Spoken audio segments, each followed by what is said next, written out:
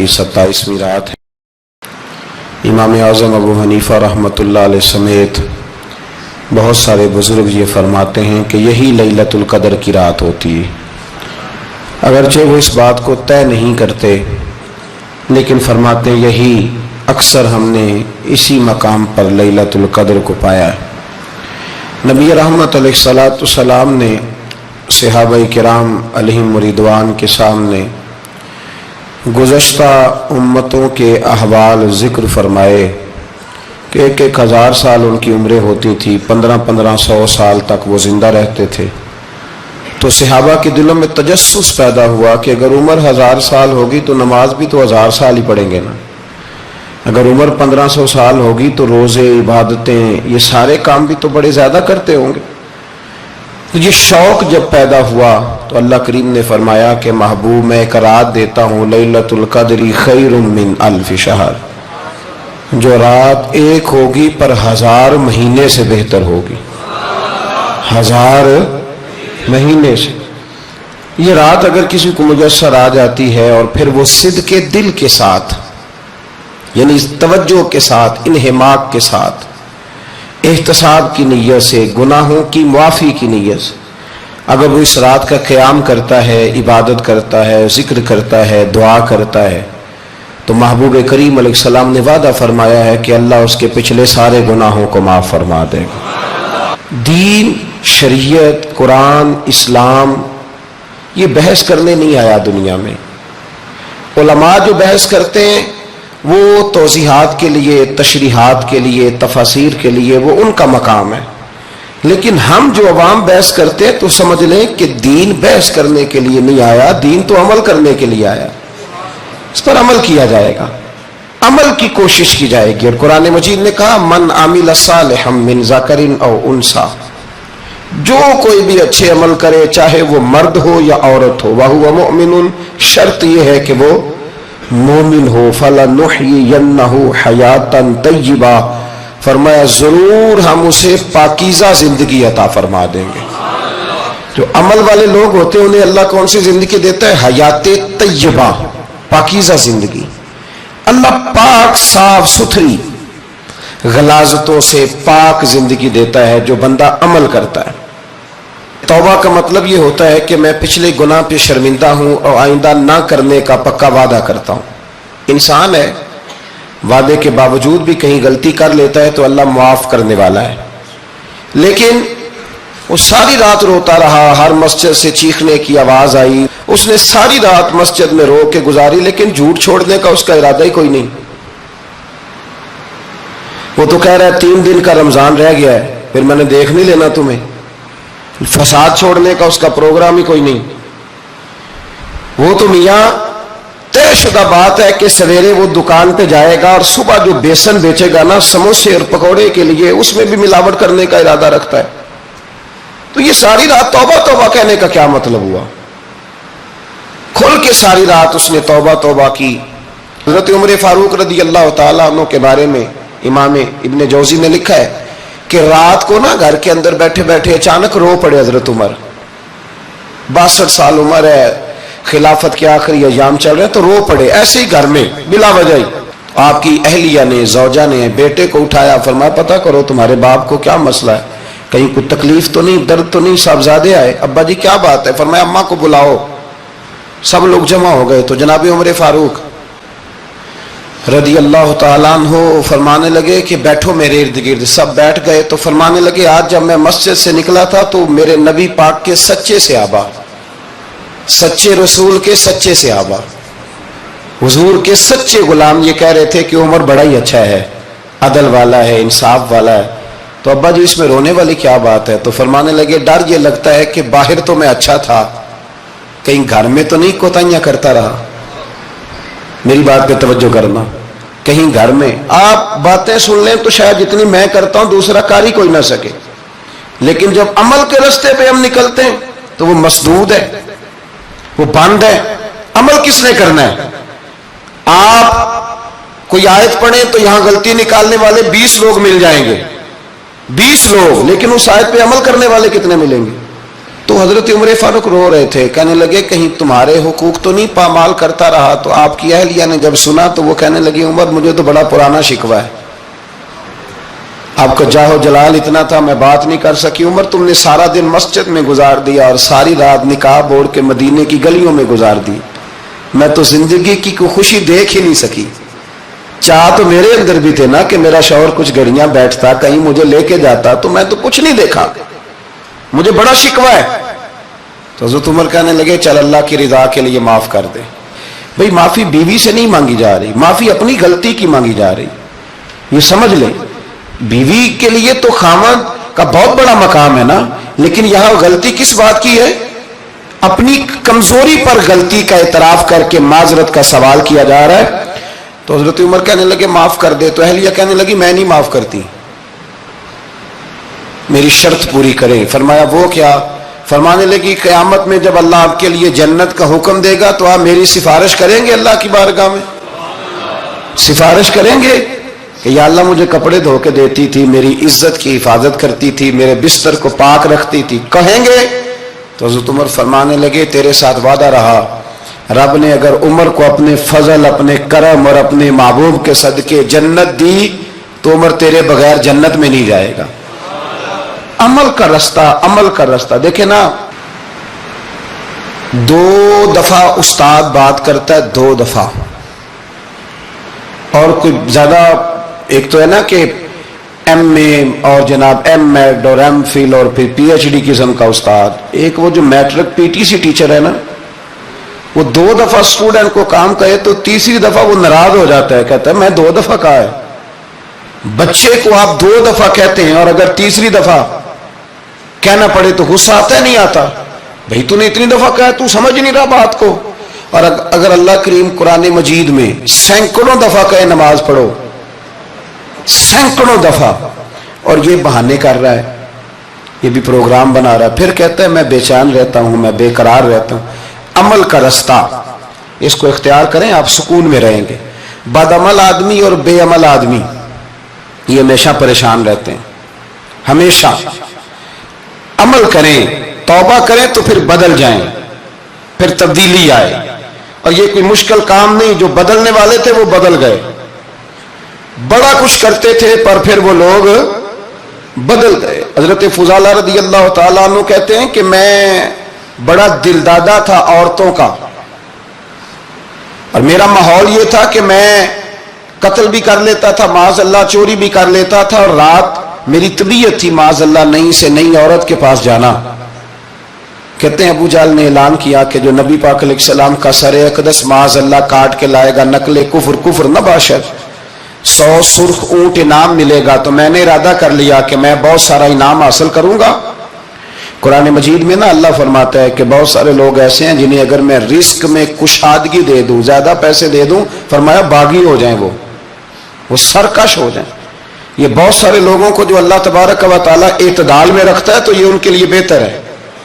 ہر بندہ دولت کے ہوتے ہوئے نیک ہو سکتا، تو یہ اللہ اگر رکھتا ہے نا اعتدال میں تو شکر کرے اللہ کا، ورنہ تو لوگ عیاشیاں کریں، پتہ نہیں کیا کچھ کر گزرے۔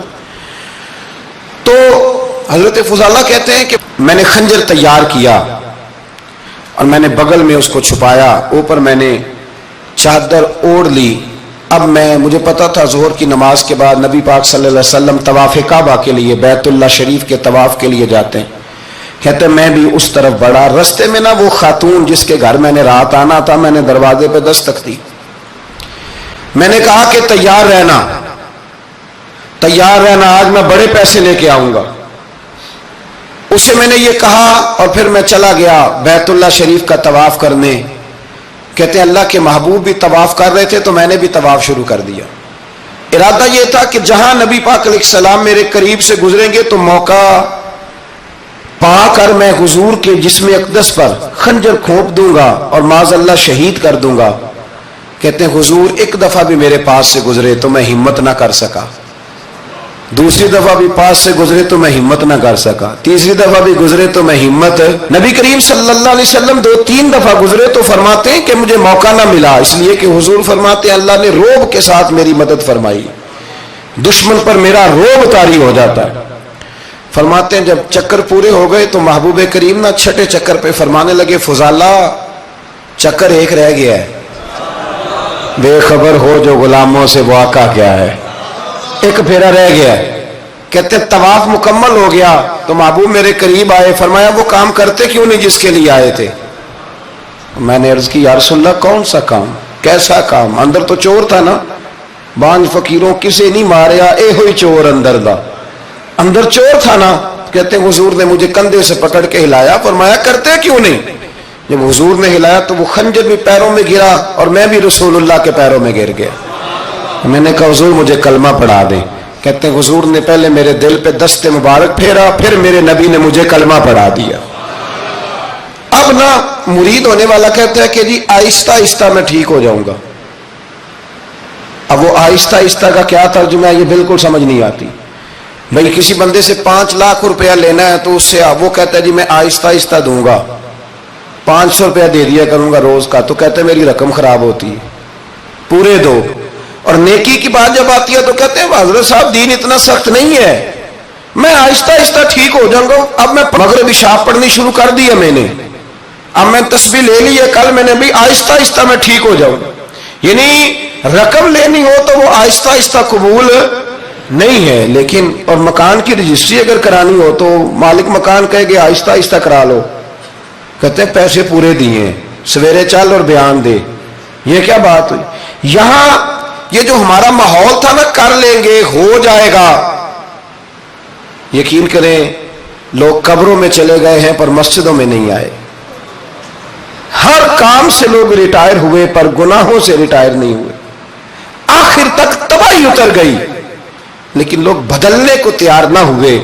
حضرت فضالہ کہتے ہیں ابھی میں نے کلمہ پڑھا، ابھی میں واپس آیا، رستے میں وہ بی بی کھڑی تھی، کہتے ہیں میں وہ شخص تھا کہ عورتیں مرتی تھی میرے اوپر اور کسی کی جرت تھی کہ وہ آئے بائیں شائیں کرے، لیکن فرماتے ہیں میں بی بی کے پاس سے گزر گیا، پہلے تو اس کا خیال تھا رکے گا، لیکن جب میں رکا نہ تو دروازے پہ آئی، اور جب میں گزر گیا تو اس نے آواز دی، لیکن میں نے سنی انسنی کر دی، جب آگے بڑھا تو میرے پیچھے دوڑی۔ فرماتے ہیں مجھے پکڑ کے کہنے لگی فضالہ تجھے کیا ہوا، تو وہی نہیں جو یہاں سے گیا تھا؟ آپ فرماتے ہیں میں کبھی نہیں رویا تھا، میں کبھی نہیں رویا تھا، اور جب کہا نا تو وہی نہیں، کہتے میں نے سر اٹھایا تو میری آنکھوں میں آنسو تھے، میں نے کہا میں جو گیا تھا وہ نہیں ہوں، اب تو میں محمد عربی کا غلام بن گیا، اب میں وہ نہیں ہوں، اب نہیں ہو سکتا کہ کوئی میری نظر میلی ہو جائے، یہ کیسے ممکن ہے؟ اب نا اسلام کی تعریف ہم نے یہ کی ہے کہ خبردار کوئی ہمارے قریب نہ آئے، ہم کسی کو بات نہیں کرنے دیتے کہ ہم مسلمان ہیں، ہم بات نہیں کرنے دیتے۔ پتہ کیا بات ہے، ایک میری یہ تقریر ہوتی ہے ممبر پہ، اور ایک میرا عمل ہوتا ہے جب میں سفر کرتا ہوں، جب میں گاڑی میں بیٹھتا ہوں، جب میں دوستوں سے ملتا ہوں، جب ان دونوں باتوں میں تضاد آتا ہے نا، تضاد، تو لوگ تقریر کو جذبات نہیں کہتے، ایک فن بن جاتی ہے تقریر۔ آپ کو پتہ ہے نا وائزین نعت خاں کہتے ہیں میں نے محفل لوٹ لی، پھر لوگ شمار کرتے ہیں کتنے لوگوں نے سبحان اللہ کہی، پھر لوگ شمار کرتے ہیں کہ آج 5 بندے روئے بھی تھے جب میں تقریر کر رہا تھا، تو پھر یہ فن ہے، یہ جذبات کا اظہار۔ سمجھ لیں بات کو کہ عمل جب آپ نہیں نہ کرتے عمل، تو آپ خود بڑے بے چین رہتے ہیں کہ یار یہ میں کیا کر رہا ہوں، یہ کون سا گورکھ دھندا ہے کہ میرا عمل صفر ہوتا جا رہا ہے۔ ہمارے ایک استاد تھے تو وہ فرمایا کرتے تھے کہ اگر پڑھے لکھے آدمی کو تم بے عمل دیکھو تو اس سے دور ہٹ جایا کرو ورنہ تمہیں بھی بے عمل کر دے گا۔ میں نے ان سے عرض کی، میں نے کہا حضور یہ کیا ہے؟ تو فرمانے لگے اپنے حضرت صاحب سے پوچھنا، وضاحت کریں گے۔ میں نے حضرت صاحب سے کہا جی عجیب بات کر دی ہے، علم والے بندے کے پاس بیٹھ کے تو علم آتا ہے، تو وہ فرما رہے تھے کہ علم والے بندے کے پاس اگر وہ بے عمل ہو تو بالکل نہ بیٹھنا۔ تو حضرت صاحب فرمانے لگے انہوں نے صحیح کہا ہے۔ اب بات بہت بڑی ہے، پتہ نہیں آپ کی سمجھ میں آتی ہے نہیں آتی، بہرحال کر دیتا ہوں۔ پڑھا لکھا بندہ اگر بے عمل ہو تو اس کے پاس، تو میں نے کہا حضور کیوں؟ فرمانے لگے اس لیے کہ وہ اپنی بے عملی پر بھی دلائل دے گا، وہ بے عملی پر بھی دلیلیں قائم کرے گا کہ یہ وجہ ہے تو اس لیے میں ایسے کر رہا ہوں، تو چونکہ وہ بے عمل ہے اور ہے پڑھا لکھا، نبی کریم صلی اللہ علیہ وسلم کے غلام نہ پل بھر میں بدل جاتے تھے۔ اور اللہ تعالیٰ بھی نا بڑے موقع دیتا ہے ہمیں، بڑے موقع۔ حضور نے فرمایا جس نے ایمان اور احتساب کی نیت سے روزے رکھے وہ نئی زندگی کا آغاز کرے، اس لیے کہ اللہ نے اس کے پچھلے سارے گناہ معاف فرما دیے۔ میرے نبی کریم علیہ الصلوۃ والسلام نے فرمایا جو شخص بیمار ہو گیا، مریض ہو گیا، اور نسائی شریف میں فرمایا کہ 3 دن تک بستر پہ رہا اور اس نے شکوہ نہ کیا اللہ کا، اور جب وہ شفا یاب ہو کے بستر سے اٹھا ہے نا تو اب اللہ نے اس کے پچھلے سارے گناہ معاف فرما دیے۔ اور فرمایا جو حج کرنے گیا، حج کر کے واپس آیا، اللہ کے حبیب فرماتے ہیں یوں سمجھے کہ میں آج ہی ماں کے پیٹ سے پیدا ہوا۔ بڑے موقع اللہ نے دیے، بڑے موقع، بڑے سارے موقع عطا فرمائے کہ میں تیرے پچھلے گناہ معاف کر دوں گا، تو بھی تو نئی زندگی کا آغاز کرنا، تو بھی تو شروع کرنا نئے سرے سے، تو بھی تو بدل کے آنا، تو بھی تو اپنے اندر تبدیلی پیدا کرنا۔ سالوں بیت گئے، ہمیں سالوں بیت گئے، تقریر کرتے، تقریر سنتے، قرآن سنتے، پورا قرآن سنتے، ترجمہ اور تفسیر لوگوں نے پڑھ پڑھ کے بڑا بڑا جگہوں پہ لوگ دلائل دیتے، بات کرتے۔ کب وہ وقت آئے گا جب ہم عمل کریں گے؟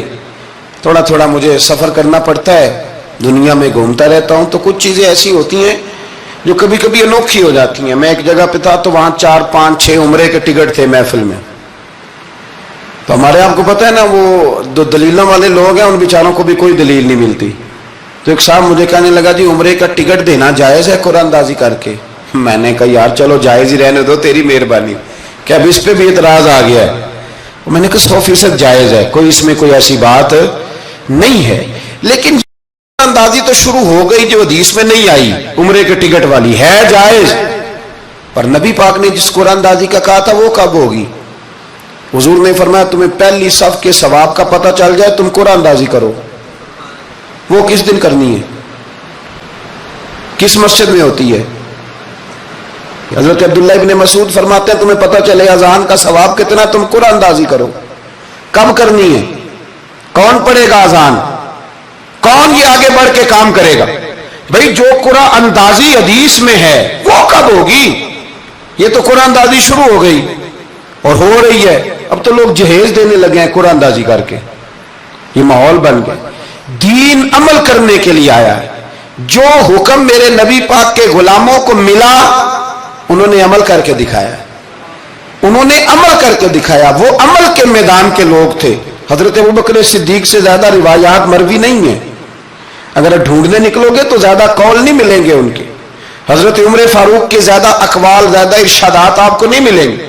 حضرت سیدنا عثمان غنی کی زیادہ باتیں آپ کو نہیں ملیں گی، ان کا عمل ملے گا، ان کا کردار ملے گا، ان کا لب و لہجہ ملے گا، زندگی گزارنے میں کیا طریقہ اختیار کیا وہ آپ کو ملے گا۔ اب تو وہ لوگ رخصت ہو گئے جن کے عمل سے لوگ زندگی پکڑتے تھے، عمل سے، کردار سے۔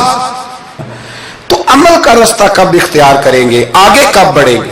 میرے رسول کریم صلی اللہ تعالی علیہ وسلم کے غلام عمل کرتے تھے، اور جب عمل کرتے تھے پھر اس کا رزلٹ آتا تھا۔ یاد رکھنا رزلٹ نیتوں کا آتا ہے، ارادوں کا آتا ہے، عمل کا آتا ہے۔ گفتگو کا رزلٹ، آپ بڑا اچھا سبق سنا لیں تو پیپر نہ دیں تو پاس ہوں گے کہ فیل؟ آپ تو کہہ رہے تھے وہ مجھے سارا ہی آتا تھا۔ تو عمل آپ کرتے ہیں تو عمل پر نتیجہ ہوتا ہے، عمل پر، عمل پر۔ حضرت عبداللہ ابن مبارک رحمت اللہ علیہ کے جو والد تھے نا ان کا نام مبارک تھا، وہ ایک باغ میں رہا کرتے تھے، باغ کی دیکھ بھال کرتے تھے بڑے صاف ستھرے، بڑی ان کی طبیعت میں نکھار تھا۔ آج مسئلہ ہمارے ملک کا یہ ہے کہ ہمارے ملک میں صرف سیاستدان ہی جو ہے وہ غلط کام نہیں کرتا، یا بہت بڑی انڈسٹری ہو تو وہاں خرابی نہیں ہوتی، بلکہ ریڑھی والے کا بھی اگر ہاتھ پڑ جائے نا تو چھوڑتا وہ بھی کوئی نہیں، الا ماشاءاللہ۔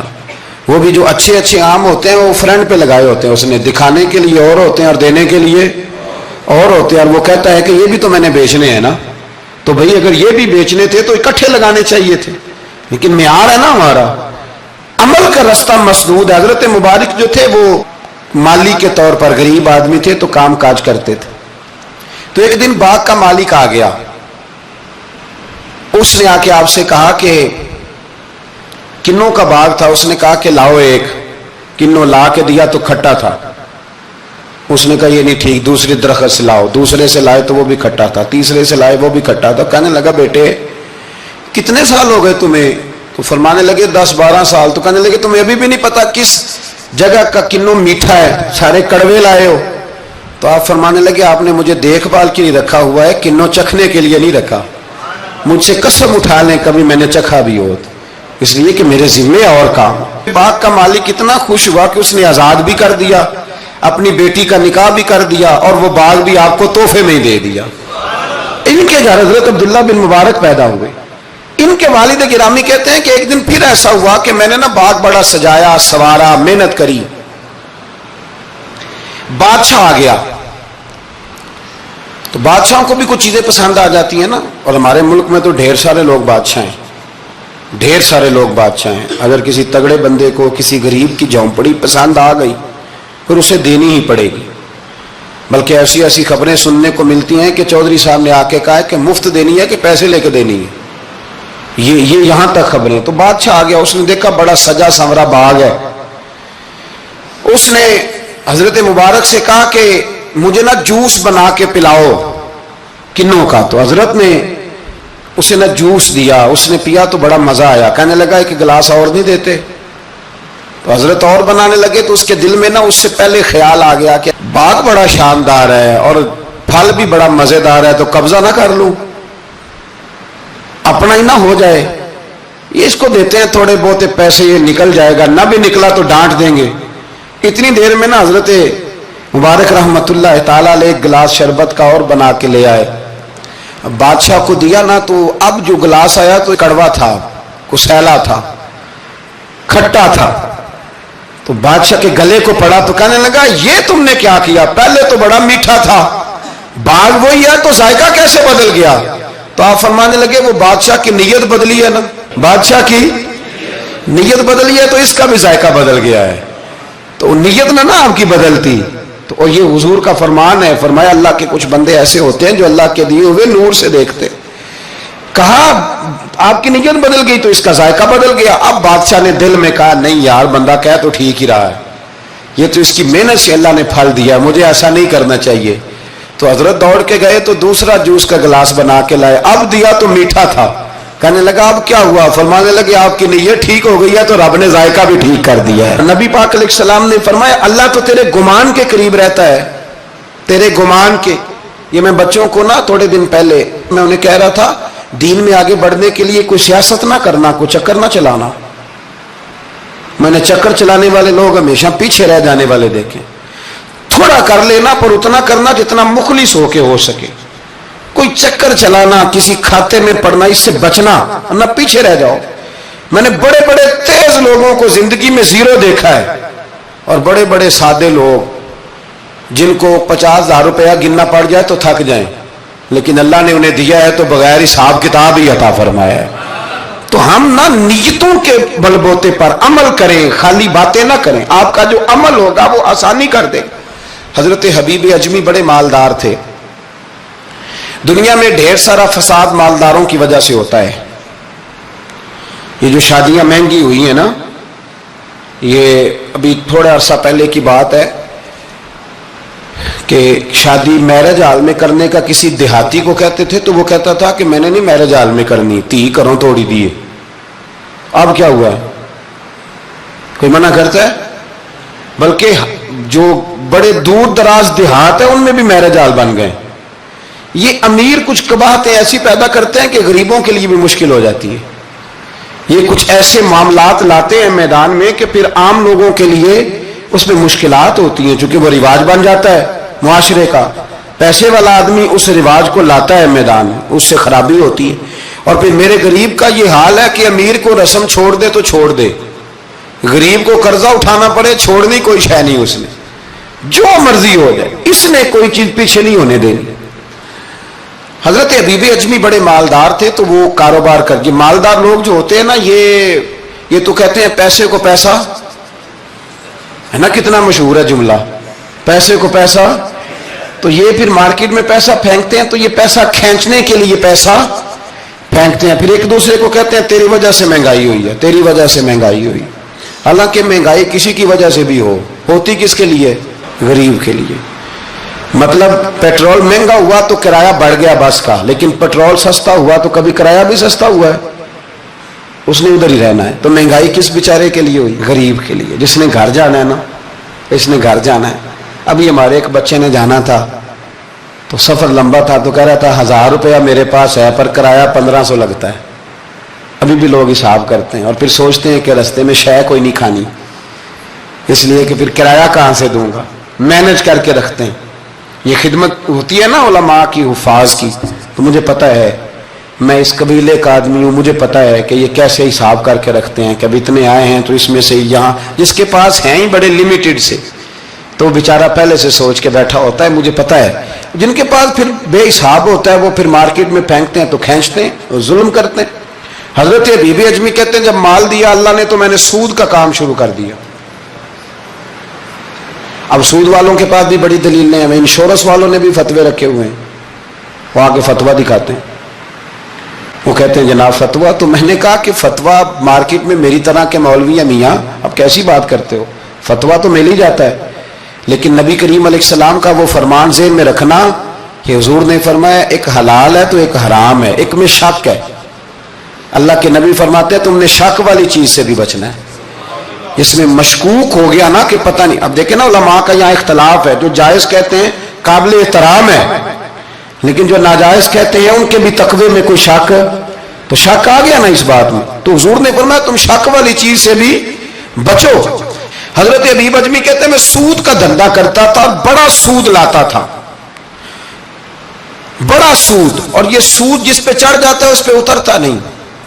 पाकिस्तान का भी बुनियादी मसला ये है कि सूद इतनी बड़ी नहुसत है कि ये अल्लाह रसूल से जान गए, क्योंकि बहुत ज्यादा सूद हम देते हैं। इसलिए मैं तो, आपको पता है जो कोई बुरा काम करे उसको बुरा कहना चाहिए, हुकूमती लेवल पर तनकीद इसलिए अच्छी होती है कि लोगों तक जब पहुंचती है तो फायदा देती है, लेकिन जो बंदा अच्छा काम करे उसकी अच्छाई को भी बयान। हजरत बीबी अजमी रहमतुल्लाह ताला अलैह फरमाने लगे कि सूद का कारोबार मैंने शुरू कर दिया और बड़ा वसी था मेरा काम सूद का, मैं सूद लेता था, सूद पे गुजारा होता था। मेरी बीवी मुझे समझाती थी कि ये सूद है, ये हराम है, ये गलत है, से बचो। कहते हैं वो कई दफा मुझे कहती तो मैं डांट देता। एक दिन ना मैं सूद के पैसे लेके ना आ रहा घर, उसका मैंने गोश्त खरीदा, बीवी को दिया खाना पकाने के लिए, तो उसने हंडिया चूल्हे पे रखी। कहते उसने जरा उसके अंदर चमचा जो चलाया हंडिया में, तो वो लाया मैं गोश्त था पर सारे का सारा खून बन गया, खून बन गया सारे का सारा। अल्लाह अकबर। कहते हो मेरी बीवी चीखे मारने लगी और ला के मेरे आगे रखा, कहने लगे ये तेरे सूद के पैसे खून बन गए, आ तुझे भी पिलाऊं और तेरे बच्चों को भी। वो कहते हैं ना कुछ लोग के घर के कोने से चीखने की आवाज आती है तो सारे पीर बुलाए या फर्क कोई नहीं पड़ता। तो मैं कहता हूं फिर गौर कर लो, शायद उस कोने में किसी यतीम के पैसे लग गए हों, किसी बेवा की आहें हों। अगर इस रकम की कोई घर बन जाए ना तो फिर सारी दुनिया के पीर जमा करो तो चीखने की आवाजें बंद नहीं हुआ करती। हजरत बीबी अजमी रहमतुल्लाह ताला अलैह फरमाने लगे कि वो जब बन गया ना खून, तो अब मेरे अंदर ना चोट लगी कि यार अगर दुनिया में अल्लाह ताला मुझे नजारे दिखा रहा है तो आखिरत में मेरा क्या बने। कहते मैं दर्द के साथ बाहर निकला। बच्चे गली में खेल रहे थे, जब उनके करीब से गुजरने लगा ना, तो हम तो कहते हैं ना लोग हसद में बात करते हैं, लेकिन ऐसी बात नहीं है। कुछ शरीर लोग होते हैं जो हसद में बात करते हैं, पर देखना चाहिए कि लोग हमारे बारे में क्या कहते हैं। अंतुम शुहदा अल्लाह फिल अर्द, हुजूर ने फरमाया तुम जमीन पर अल्लाह के गवाह हो। मोमिन जो तुम्हारे बारे में कहे कान लगा के सुनो। लोग तुम्हें क्या कहते हैं, किन लफ्जों से याद करते हैं, जिन लफ्जों से लोग दुनिया में याद करते हैं मरने के बाद भी उन्हीं लफ्जों से याद करेंगे, उन्हीं लफ्जों से। कोई तुम्हारे लिए हाथ उठा के दुआ नहीं करेगा। हाँ, अगर तुमने खैर की होगी तो फिर लोग गलियों से निकल निकल के आएंगे, फिर लोग रोएंगे कि बंदा बड़ा था। तो अभी भी अजमी कहते मैं बाहर निकला तो बच्चे खेल रहे थे, तो एक बच्चा उनमें से कहने लगा पीछे हट जाओ, पीछे हट जाओ, बड़ा जालिम है, बहुत बड़ा सूदखोर है। छोटा बच्चा ایسا نہ ہو کہ اس کے پیروں سے مٹی اڑے اور ہمارے کپڑوں پہ پڑ جائے تو ہمیں بھی نحوست ملے. چھوڑو سودیا. کہتے ہیں میرے دل پہ اور چوٹ لگی. میں نے کہا یا اللہ تیری چھوٹی چھوٹی مخلوق بھی مجھ سے نفرت کرتی. یہ بچے تک کہتے ہیں کہ میں اس طرح کا ہوں. بچے فرمانے لگے. میں وہاں سے سیدھا حضرت حسن بصری کے پاس گیا. میں نے کہا حضور مجھے توبہ کرا دیں. یہ پتہ ہے اللہ والوں کے پاس لوگ کیوں جا کے توبہ کرتے تھے, مرید ہوتے تھے؟ اس لیے کہ توبہ پہ قائم رہنا بڑا مشکل ہوتا ہے. کوئی ایسا بندہ ہونا چاہیے جو ہمیں توبہ پہ قائم رکھے, جو روز ہمیں نصیحت کرے. دیکھیں نا, ہمارے سینئر ہوتے ہیں ہر فیلڈ میں. اگر کہیں ہم الجھ جاتے ہیں تو اپنے سینئر سے بات کرتے ہیں. تقوی کے پرہیزگاری کے راستے میں بھی ہمارا کوئی سینئر ہونا چاہیے تاکہ وہ ہمیں بتائے کہ پرہیز کہاں کرنی ہے, دوائی کیسے کھانی ہے اور آگے کیسے بڑھنا ہے. فرمانے لگے میں حضرت حسن بصری کے پاس گیا, توبہ کی, معافی مانگی, گڑ گڑایا, بڑا رویا. تو خواجہ حسن بصری نے مجھے توبہ کرائی. میں نے پکا ارادہ کیا کہ مر جاؤں گا پر حرام کا پیسہ نہیں کھاؤں گا. مر جاؤں گا, حرام کا لقمہ نہیں کھاؤں گا. ویسے بھی ہم زیادہ کھا نہیں سکتے, یہ وارثوں کا مال ہوتا ہے, ہمارا تھوڑی ہوتا ہے. ہم کسی کے مال کے محافظ بنے رہتے ہیں اور کھائے گا کوئی اور حساب دے گا. اور جہاں تک بچوں کا معاملہ ہے نا, بچے اچھے ہوں نا تو پیسے بانی جاتے ہیں, اور بچے نالائق نکل آئیں تو جو ہوں وہ بھی اجڑ جاتے ہیں. تو اس لیے محنت تربیت پر ہونی چاہیے, نہ کہ بینک بیلنس پر ہونی چاہیے. حضرت حبیب اجمی کہتے ہیں واپس آیا سچی توبہ کر کے, ایک لقمہ حرام نہیں کبھی لوں گا. ابھی وہ بچے وہیں کھیل رہے تھے جن کے پاس سے میں گزر کے گیا تھا. کہتے ہیں واپس آیا تو وہی کھڑے تھے. انہی بچوں میں سے وہی بچہ دوبارہ بولا, کہنے لگا پیچھے ہٹ جاؤ, پیچھے ہٹ جاؤ, اللہ کا ولی آ رہا ہے. کہیں ایسا نہ ہو کہ ہمارے پیروں سے گرد اڑے, اس کے کپڑوں پہ پڑے اور ہم بے ادب لکھ دیے جائیں. کہتے ہیں میں نے چلتے چلتے چیخ ماری کہ اے اللہ, ابھی تو میں آج بدلا ہوں, آج میں بدلا ہوں تو تو نے میرے حق میں ساری گواہیاں بھی بدل دی ہیں, تو نے سارا نظام بدل کے رکھ دیا ہے. تبدیلی اپنے اندر لائیں, روح کے اندر لائیں, مزاج کے اندر لائیں. یہ شب قدر کی رات ہے, توبہ اور استغفار کریں لیکن بدلنے کے ارادے سے, چھوڑنے کے ارادے سے. اعلیٰ حضرت فاضل بریلوی رحمت اللہ علیہ جب ذی الحج کی آخری رات ہوتی تو فرماتے صبح سال بدل رہا ہے تو ہمیں بھی بدل جانا چاہیے. لوگ پوچھتے حضور کیا بدلیں؟ فرمایا جو ایک سپارہ پڑھتا تھا 2 کر دے, اور فرمایا جو اپنے آپ کو خوش کرنے کے لیے باتیں کرتا تھا وہ باتیں کم کر دے. آج نہ کچھ بدلنے کا پروگرام بنائیں, اپنے رب کریم کے ساتھ دل ہی دل میں وعدے کریں کہ کچھ عادتیں ہم چھوڑیں گے. یہ غلط بات ہے کہ عادتیں چھوٹا نہیں کرتی. حضور عادتیں تو بدلنے آئے ہیں دنیا میں, عادتیں بدل جایا کرتی. اپنے آپ کو بدلیں اور اپنے اندر تبدیلی پیدا کریں, پھر خدا کے رزلٹ کا انتظار کریں, پھر دیکھیں اللہ کس طرح کے فیصلے فرماتا ہے. آپ ارادہ کریں, آپ پروگرام بنائیں, آپ ذہن اپنا بنائیں کہ میں نے نا اب کچھ بدل جانا ہے, اب میں نے اندر کچھ اپنے تبدیلی پیدا کرنی ہے. نکل آئیں. 2-3 گزارشات جاتے جاتے آپ سے عرض کروں. ایک تو زندگی میں کچھ کام ایسے کریں کہ جن کاموں کا مجھے پتا ہو یا میرے رب کو پتا ہو, کسی انسان کو خبر نہ ہو. دوسری بات یہ یاد رکھیں کہ دین کا کوئی کام بھی زندگی میں کرے نا تو اپنے اوپر مشقت کریں کہ وہ کام میں نے ریاکاری کے طور پہ نہیں کرنا, وہ دکھلاوے کے طور پہ نہیں کرنا. دینی معاملات کے اندر, دینی کاموں کے اندر, یعنی پہلے آپ اپنے آپ کو مطمئن کریں کہ واقعی آپ فی سبیل اللہ وہ کام کر رہے ہیں.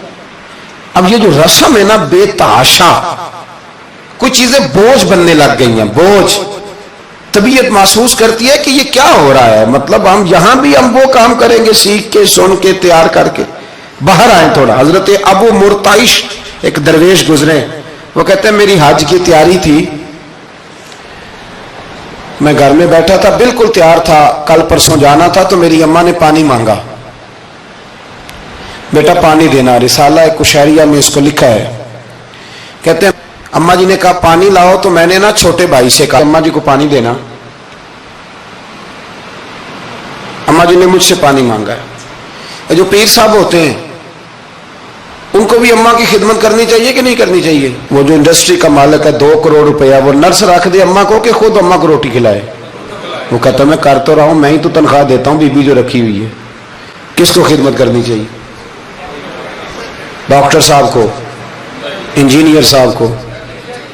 نبی وقت بھی ہو نا، نبی وقت بھی اور ولی وقت بھی، تو ماں اس کے لیے بھی قابل تعظیم ہوتی۔ آپ بات کو سمجھیں، نبی کریم علیہ السلام تو اپنی رضائی ماں آتی تھی تو حضور اٹھ کے کھڑے ہو جاتے تھے۔ حضور نے کہا یہ تعظیم کا موقع ہے۔ حضرت ابو مرتعش کہتے اماں نے پانی مانگا، کل میں نے حج پہ جانا تھا، چھوٹے بھائی سے کہا اماں کو پانی دینا، چونکہ میں تو پیر صاحب ہوں، میں تو علامہ صاحب ہوں، 25-30 آدمی ابھی گلی میں کھڑے ہیں مجھے ملنے والے، پتر تو پانی لا دے، پانی کی بات ہی ہے نا۔ کہتے فوراً میرے دل میں خیال آیا کہ سینکڑوں میل کا سفر حج کا پیدل کرنا ہے، اس کے لیے تیرا نفس تیار ہے، اور یہاں سے اٹھ کے وہاں مٹکے سے پانی ڈالنے جانا ہے اماں کے لیے، اس کے لیے ذہن تیار نہیں۔ فرماتے ہیں پھر میرے اندر سے آواز آئی کہ یہ تو حج کرنے جا رہا ہے نا، اس میں لوگ تجھے حاجی کہیں گے، اور واپسی پہ تیرے گلے میں پھولوں کا ہار ڈالیں گے، لیکن اماں کو پانی پلانے پر تو کوئی بندہ انعام نہیں دے گا، کوئی شور نہیں ہوگا۔ تو فرماتے ہیں میں سمجھ گیا کہ ابھی میں حج کے لیے نفسیاتی طور پر تو تیار ہوں پر دلی طور پر تیار نہیں ہوں۔ کہتے ہیں میں نے حج کا ارادہ چھوڑ دیا۔ میری اماں کہنے لگی بیٹے جاتا کیوں نہیں؟ میں نے کہا اماں پہلے تیرے تک پہنچ لوں پھر بیت اللہ شریف تک بھی پہنچ جاؤں۔ تو دینی کام زندگی میں کوئی بھی کرے نا مخلص ہو کے کریں، نکل آئیں تصنع سے، بس کریں۔ یار مطلب سب کے سامنے اداکاری تو اللہ رسول کے سامنے بھی اداکاری چھوڑ دے یار۔ مطلب ویسے بھی میں کہتا ہوں اداکاری کرتے بندہ تھک جاتا ہے، اداکاری کرتے کرتے نا بندہ وہ لمبی نہیں چلتی۔ تو آپ نارمل زندگی میں اللہ رسول کے ساتھ رہیں گے تو وہ آپ کے لیے بہتری ہوگی، آسانی ہوگی آپ کے لیے۔ میں شب برات کی محفل کے بڑے پوسٹر نہیں بنواتا، شب قدر کے بھی نہیں بنواتا، اگر کبھی بنتے ہیں تو دوست کوئی بنا کے لگا دیتا ہے، بڑا مختصر سا پیغام، وہ بھی شاید آج کیوں بلا۔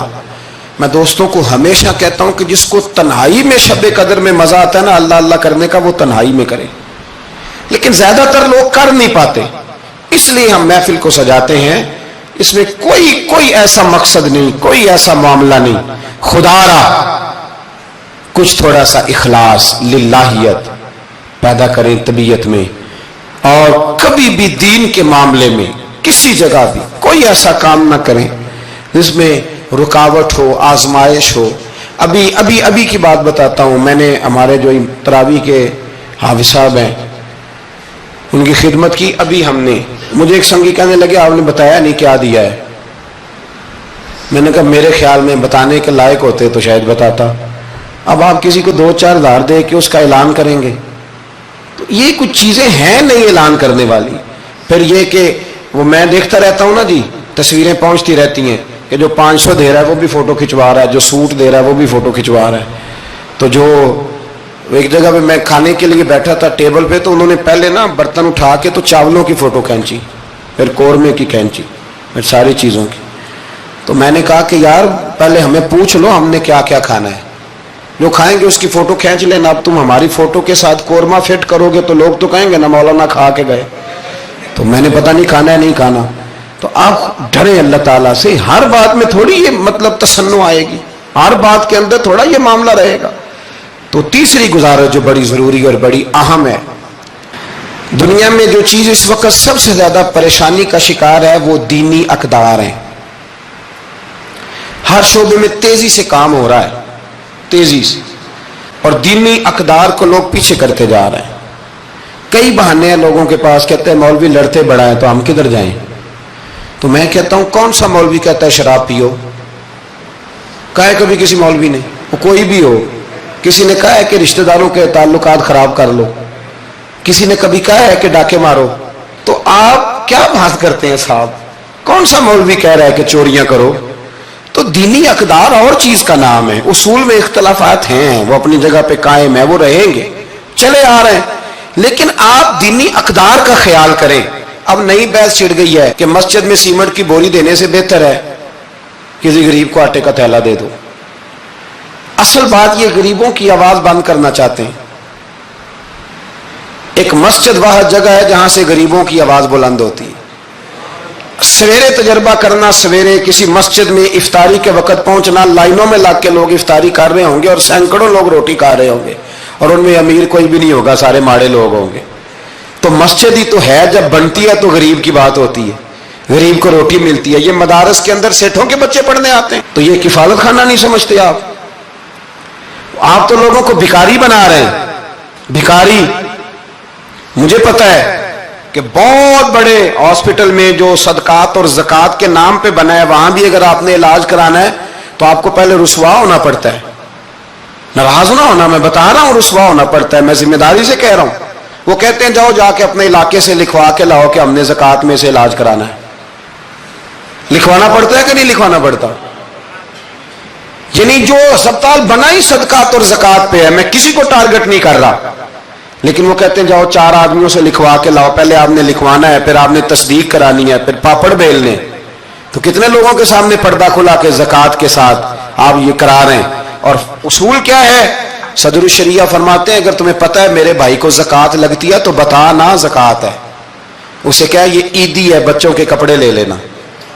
اسے بتا نا, پڑھیے بارے شریعت, بتا نا. اسے کہہ کہ یہ میری طرف سے تحفہ ہے, اسے کہہ ہی نا.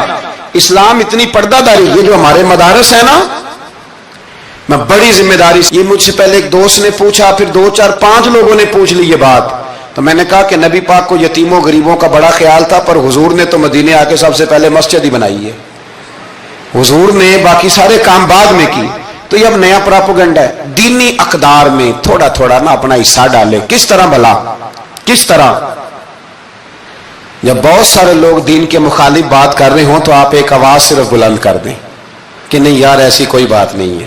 دین کل بھی قابل عمل تھا, آج بھی قابل عمل ہے, قیامت تک قابل عمل رہے گا. آپ اپنا حصہ ڈالیں. وہ چندے دینے, وہ باقی معاملات بڑے بعد کے ہیں, لیکن میں سمجھتا ہوں سب سے زیادہ جس چیز کی ضرورت ہے وہ یہ ہے کہ ہم دین کے نمائندے بنے. اب نہ 50 لوگ دین مخالف بات کر رہے ہوتے ہیں, پر ایک بھی اٹھ کے کہتا نہیں کہ یار یہ آپ ٹھیک نہیں کہہ رہے, یہ بات غلط ہے, یہ درست نہیں ہے. میں آپ سے گزارش کروں گا, وہ آپ کسی میدان میں بھی ہیں, کسی چوک میں بیٹھے ہیں, سوشل میڈیا پہ بیٹھے ہیں, کہیں بھی بیٹھے ہیں, آپ اپنے دین کے نمائندے بنے. اس تیزی کے ساتھ لبرل لوگ دین کو بدنام کرتے ہیں, اس تیزی کے ساتھ نظام کو چلاتے ہیں, اتنی خرابی پیدا کرتے ہیں کہ آنے والی نسل دین بیزار ہوتی جا رہی. دین بیزار یعنی بچے خوف کھاتے ہیں مسجد کے, مدرسے کے, مولوی کے نام سے خوف کھاتے ہیں. اور خدا کے بندو, جس بندے نے پاکستان بنایا تھا نا, خواب دیکھا تھا, وہ بندہ اس دور میں پی ایچ ڈی تھا جب پی ایچ ڈی بندے چراغ لے کے نہیں ملتے تھے. اقبال نے اس زمانے میں پی ایچ ڈی کی جب پی ایچ ڈی پتہ نہیں شاید خال خال ہوتی تھی. وہ ڈاکٹر بھی تھے, وہ شاعر بھی تھے, فلسفی بھی تھے, ادیب بھی تھے, بہت بڑے منطقی تھے اقبال. اور ردیف قافیہ, مجھے تھوڑی سی دلچسپی ہے شاعری سے, پر میں دنگ رہ جاتا ہوں جب اقبال کو پڑھتا ہوں کہ پتہ نہیں لفظ اس بندے کے سامنے ہاتھ جوڑ کے کھڑے رہتے تھے, ہمیں استعمال کر. لیکن اس بندے نے علامہ کہلانا پسند کیا. اسے کوئی علامہ کہتا تھا تو اقبال راضی ہوتے تھے, فرماتے تھے جب کہ مجھے علامہ کہتا ہے تو مجھے یوں لگتا ہے کہ میں مصطفیٰ کے دین سے جڑا ہوں. وہ پسند کرتے تھے یہ بات کہنا, پسند کیا اس شخص نے. یہ آپ سمجھے, سرما تھا میری آنکھ کا خاک مدینہ و نجف, یہ پسند کیا اس بندے نے یہ بات کہنا. اس نے پسند کیا اپنے آپ کو رسول اللہ صلی اللہ علیہ وسلم کا غلام کہنا. آپ سمجھے, نہ جہاں میں کہیں بھی اما ملی, جو اما ملی تو کہاں ملی. کہنے لگے میرے جرم خانہ خراب کو تیرے عفو بندہ نواز ہوں. تو اس لیے دین کے آپ محافظ بنے, اور میرے سے زیادہ آپ کی آواز بلند ہوگی.